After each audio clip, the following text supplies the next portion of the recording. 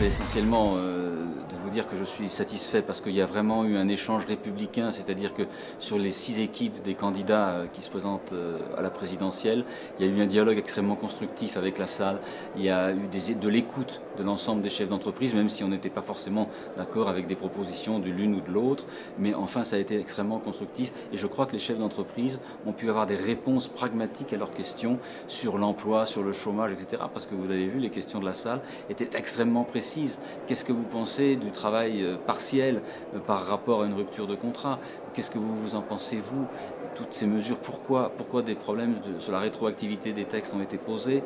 Pourquoi le photovoltaïque? Vous êtes revenu sur votre décision en parlant au gouvernement actuel. Qu'est-ce que vous, par exemple, Parti socialiste, proposez pour revenir sur ces mesures? Enfin, tout cela a été extrêmement positif, extrêmement constructif. Je crois que c'est la 3e réunion en région que nous faisons en 3 semaines et je crois que les chefs d'entreprise sont satisfaits.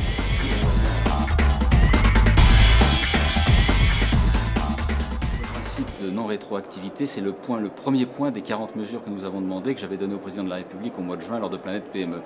Parce que quand des décisions sont prises, des lois sont mises en place, le chef d'entreprise a besoin qu'elles soient garanties dans le temps. On ne peut pas changer le texte d'une loi tous les 6 mois ou tous les ans. Parce que le chef d'entreprise, il a besoin d'une vision à moyen terme. Il a besoin de faire des investissements, il a besoin de se projeter dans l'avenir. On ne fait pas des budgets que l'on modifie tous les 3 semaines. Et dans le problème par exemple, du photovoltaïque, on a bien vu la difficulté, les emplois qui ont été perdus après une dynamique formidable de certaines entreprises qui avaient cru dans ce domaine, dans le photovoltaïque. Qu'est-ce qu'on a fait au final? On a mis la construction de ces cellules photovoltaïques maintenant en Chine et on ne sera plus que des poseurs. C'est vraiment un échec. Sur le deuxième point dont vous me parlez, le contrat de mandature, ça vient un petit peu dans le même sens. Il faut que les gouvernement s'engage sur des grandes lignes qui vont être prises pendant 5 ans. Ça revient un peu aussi à la non-rétroactivité. Voilà dans quel sens on veut aller. Voilà ce que l'on va demander aux partenaires sociaux de décider, de négocier entre eux dans les 5 ans.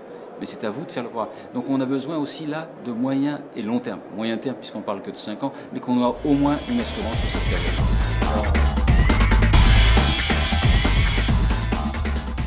Évidemment, tous les candidats, toutes les équipes parlent tous des TPE et des PME. Je crois que clairement, on nous aime. On nous aime parce que nous créons l'emploi, il n'y a que nous qui le créons, même sans même d'animosité sur les grands groupes, mais c'est les PME qui créent l'emploi. Ensuite, on est accroché à notre territoire, on est près des hommes et des femmes avec lesquels nous travaillons. Donc toutes les qualités qui font que nous sommes mis en avant. Mais ceci étant, c'est ce que je dis, c'est bien de nous faire comme ça, bravo, on aime les TPE et les PME, mais il faut voir dans le détail qu'est-ce qu'on va faire pour les TPE et PME. Comment on va financer? Parce qu'il y a encore aujourd'hui, même si tout le monde aime les PME et les TPE, pour les plus petites entreprises, trouver de l'argent, c'est toujours très difficile.